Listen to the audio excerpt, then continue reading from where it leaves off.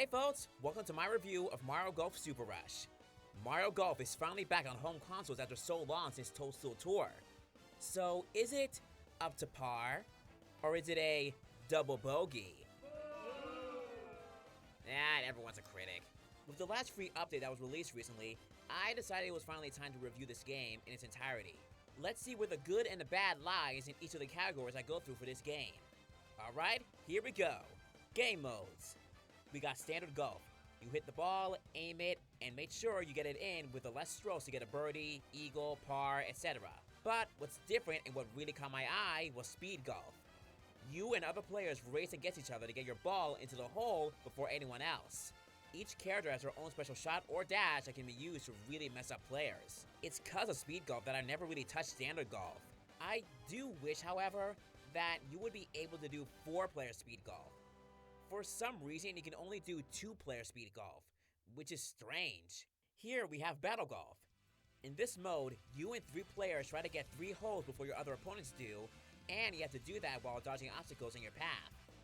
It's fun, but a few complaints I'll say is I wish there were more maps or a different stadium to play in. It adds more variety. Also, why are there only 4 players when in the opening movie there are 8 players? And why can't we increase the golf hole amount? In the new update, it added in target golf, where you aim your golf ball into targets. It's an okay mode, but nothing special.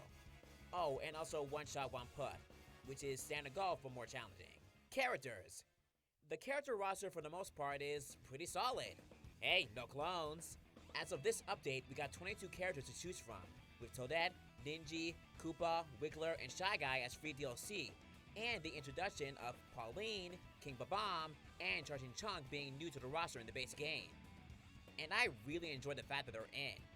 Seeing Pauline in the base roster for a Mario Sports title basically means she's a mainstay character for Mario spin-off games, and it's really good to see her and the other gals together in the base game too.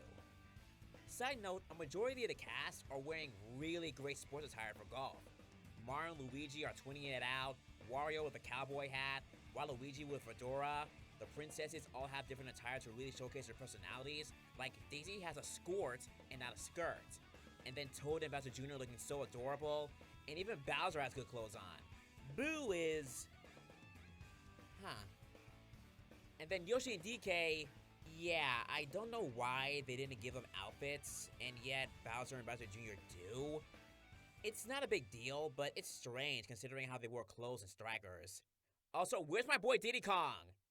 Golf Adventure. Like many past Mario Golf story modes, they each had their own RPG-like story mode, where you travel and level up your character till you face off against Mario and the company. In Tennis Aces, we were promised a story mode like the GBA games, but it turned out to be very lackluster. So we were all hopeful for this mode to be good, and it kinda is, but it's definitely nothing I would replay, unlike the past RPG story modes. In here, you play as your Mii, go around different areas, competing and training in various challenges, even boss battles. The story is not really a story. In the beginning, it's slow and it picks up midway, you can definitely feel it. I mean, even the ending was kinda bad and fell flat. Just ends so abruptly. Heck, not everyone from the Mario cast appeared in the story mode, and the bosses were way too easy. A PS, beware of the cross-country challenge. It's torture. Gameplay, presentation, and courses. The gameplay is what always brings me back to play. The chaotic nature of speed golf is what always makes me want to go into online groups to play against others and see how others handle the game. Presentation of the game is nice, with the graphics being super beautiful, and we even got a great opening movie like in the past GameCube era games. One other note I'll say about the presentation is that the animations are a bit lackluster, with Toadstool Tour and World Tour showcasing the characters' personalities and flashy animations very well.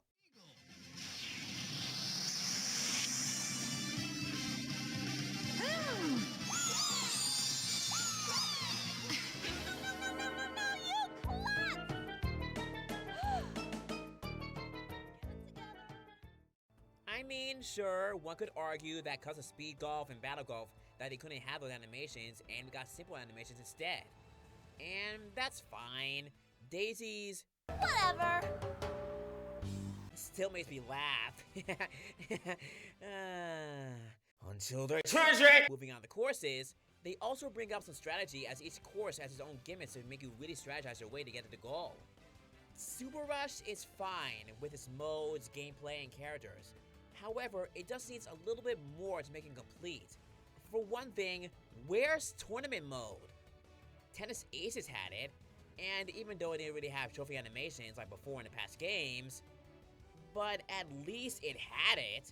Jumping back to Aces real quick, it seems to be similar in the way they release content, as in a lot of the issues with content will come later in DLC. It's not bad per se, but a lot of these additions, like with Aces, should have been from the start. And yes, the argument here is that they keep adding in stuff to keep the game going and fresh, but at the same time, the game still felt unfinished.